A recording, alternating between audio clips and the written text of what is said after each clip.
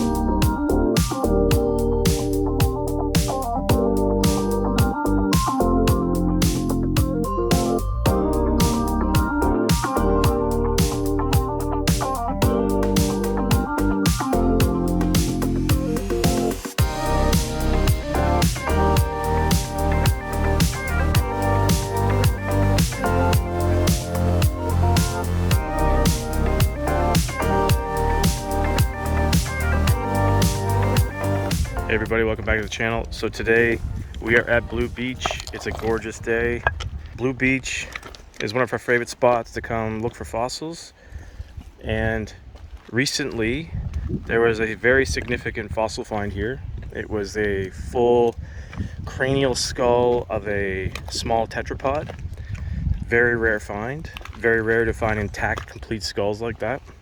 And the resulting excitement has brought a lot of people to Blue Beach. So we're here today, and I think this is the most people we've seen here ever. Do you think so, Nolan? Yeah. I don't think we've ever seen this many people here before. It's just lots of people coming down to check out Blue Beach. So it's really cool to see. And we're just gonna look for fossils, and you can find the rare agate here. Yeah, we're just gonna enjoy the day. We'll probably walk as far as we can that way. Tide's all the way out right now, so it's just about to turn. We'll keep you updated as we go along. All three boys here today. Nolan, Chase, Travis. We are Rockhounding Life. Come along with us. Here's one of the outcrops on the beach. It's a mudstone. You can see how it cracked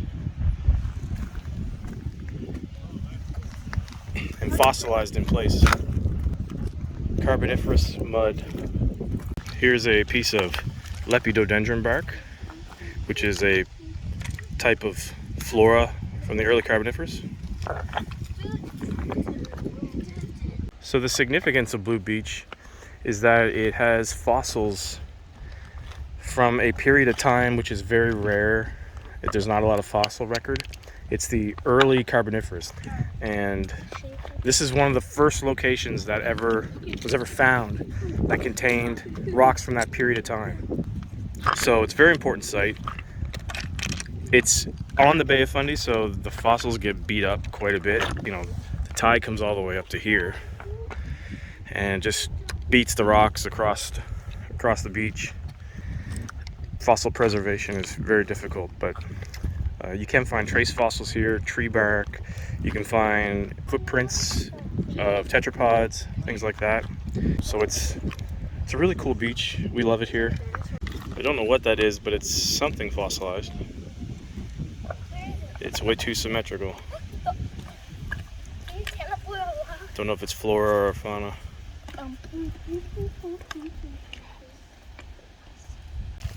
Here's a good example of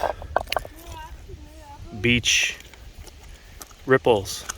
So that used to be the surface of a shoreline, and the wave action created the ripples in this what was once mudstone. There was mud, and then it just hardened into mudstone. So you find these all over this beach.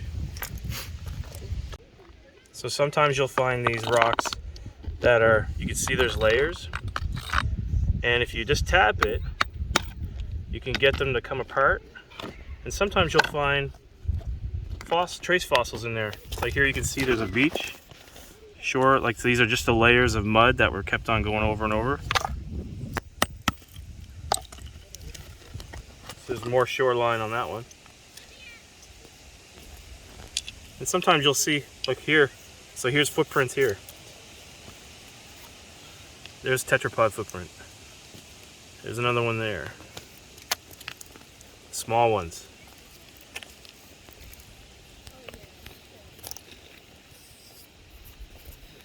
That's a decent one there.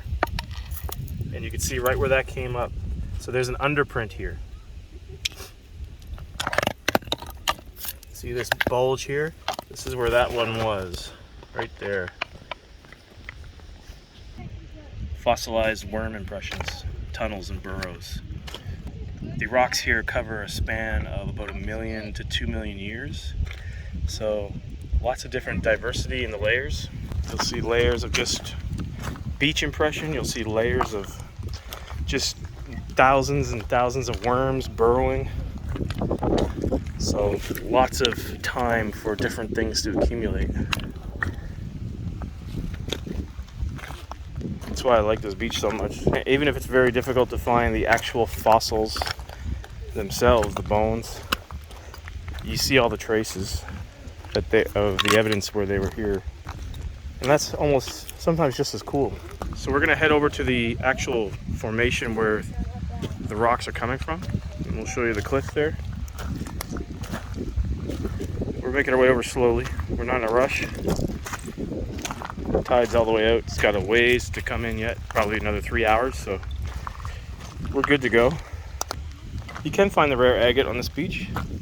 They wash in from the Minas Basin along the Bay of Fundy.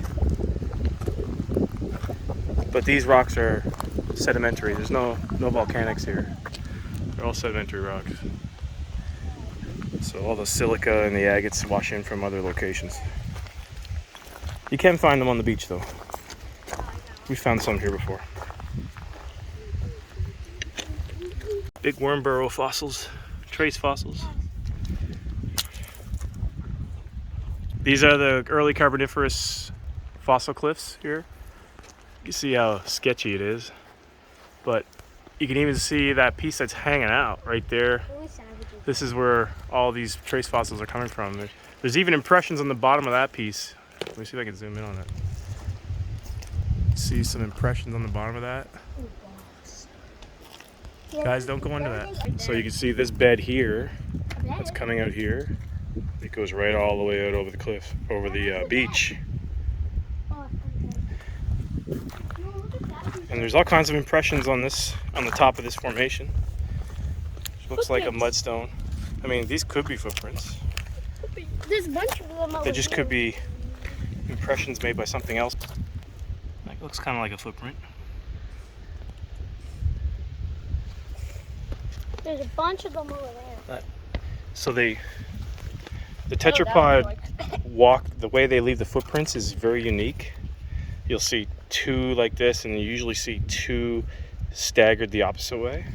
How do the footprints get there? They step in it. This was all mud back in the Carboniferous, way long, millions and millions of years ago. This is all mud, and they just walked across this. And then it got buried by all of these rocks. See all those rocks, Travis? Yeah. It got buried by all of this. So now these footprints are all exposed again. What did it expose me? Like just tons of footprints. Look. All kinds of different types of tetrapod footprints here. Just all on top of this layer. This was all once buried by all of this, and now the beach has exposed it. There's a lot of activity here. This looks like a highway. Lots of footprints here.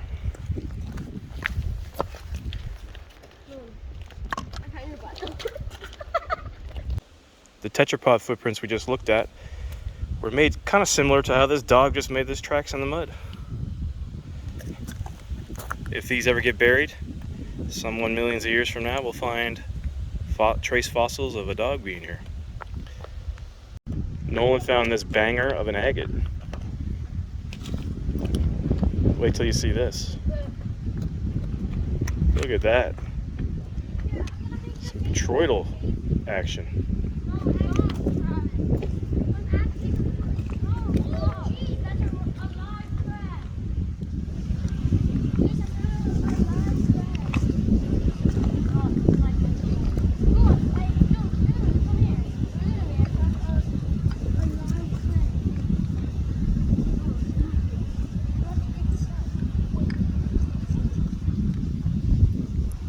Like I that's it. You can find agates here, and that is a beauty. Nice one. There's a big old piece of bark. Let's see some bark impression.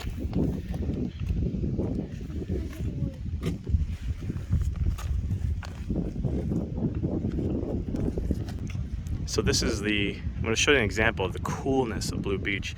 So here's a layer of mudstone that's coming in from the bottom of the cliffs, and you can see some tetrapod footprints right here. See the claw marks here. Step there again. There's one here he stepped. Here's another one. But you can clearly see that one there. Those two. Boom, boom. I believe, and there's another one there. Right there, sorry. I believe these were made by an animal called a rosodont. But that's a really cool trace fossil.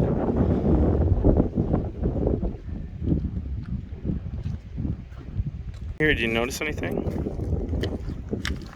All I notice is all the cracks. Do you notice anything? Look down in this area right here. See these right here? What? Look. Those? Yeah, what do they look like? Claws? Claw marks. Wait, are they dinosaur claw marks? Not dinosaur, but they're from a big giant lizard that lived in the Carboniferous 300 million years ago. Over 360 million years ago. Pretty cool, huh? Yeah. Doesn't get much cooler than that, boys. You're seeing evidence from 360 million years ago. I found this beautiful piece of rhyolite. It's like a brecciated rhyolite. You see some flow banding in there. It's yellows, reds. Very nice piece.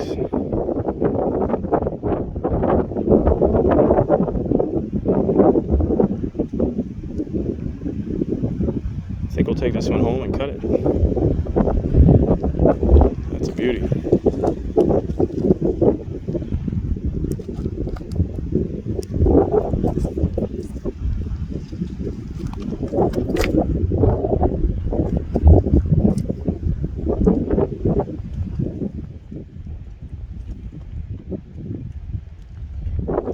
So the formations are coming down and dipping. So this formation, you can follow it. It's going here, up here, comes up into the wall. Follow my finger. Still going. Still going. And it disappears into the trees and then picks up over here again. So this formation that we're standing on is about 30 feet in the air over here. See how the geology is folding here.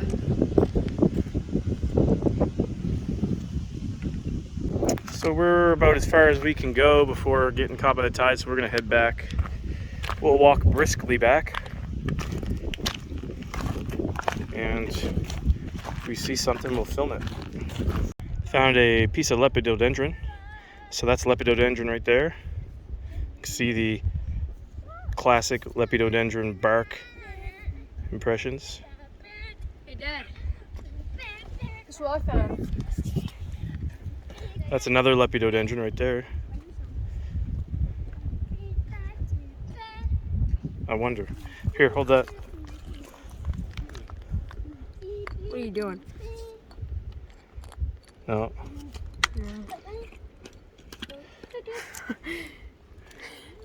Does that fit? No way. I think that fits. Look at that. Nolan and I found two opposite pieces of a piece of tree. Dad, let me see. Look. How cool is that? That actually fits. Here, put that. You can see like the little. You can see the bump. You can actually see where it lines up. That's cool. How far away were you? You were over there? Yeah. I found mine right here. So like That's crazy. 10 meters apart. That's cool. No, Cool finds. Here's a layer here which you can follow up into the wall. But this layer, if you look at the rocks, they kind of tell you a story. So when I look at this, what it tells me is that this was once like a muddy flat where at one time it just dried up. So the climate changed and it dried up and cracked, and you see these mud cracks all in it.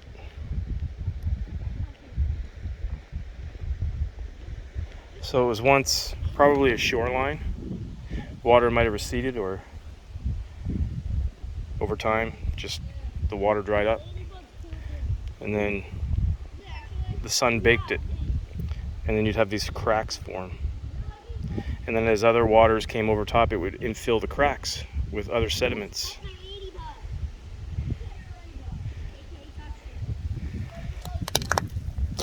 So sometimes you can take a step back and look, and the rocks will tell you a story.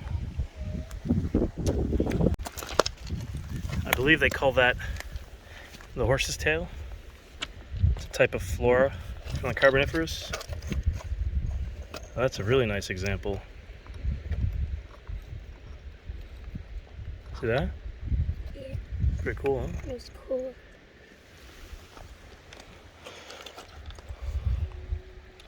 That's a beauty. I found a couple interesting rocks coming out. This, it's definitely silica, but it's got some really cool things going on. I'm not even sure what this is yet.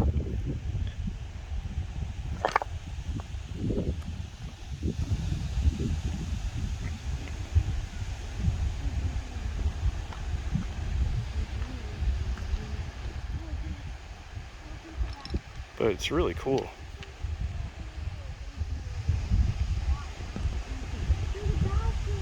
Some sort of brecciated quartz jasper that's been cemented together again.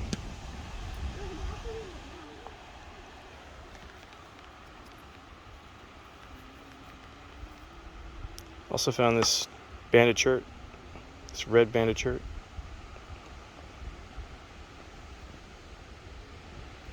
So we're almost done. Still head note. We'll film it if we find it. So we're going out. We're leaving Blue Beach. We found some good finds today. Everybody's up there. And catch you in the next one.